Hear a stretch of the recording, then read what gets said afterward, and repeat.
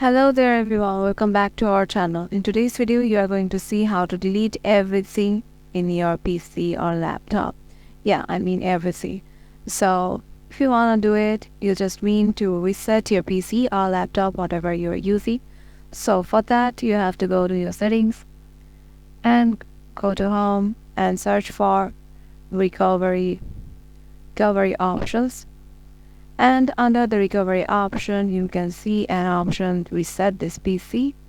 So click on, if you want to reset this PC, you might want to know what is written in here. So let me read it for you. If your PC isn't running well, resetting it might help. This lets you choose to keep your personal files or remove them, and then reinstalls Windows. So it means once you start it, it will delete all of your files and reset your Windows again. To complete the reset, you will need to be connected to a network and follow the instructions on your PC. So make sure you have a good connection of your internet network, and the rest of it is on you.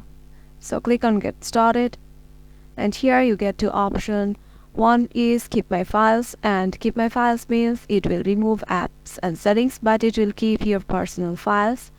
And there is another option that is Remove Everything. So it means that it will remove all of your personal files, apps and settings. So make sure you choose the one you need, and it will allow you to do that. And that's it. Once you head over to it, you will be able to reset or delete everything in your laptop or PC. That's it. If this video helped you out, make sure to give it a thumbs up and subscribe to our channel, and we will see you in the next one.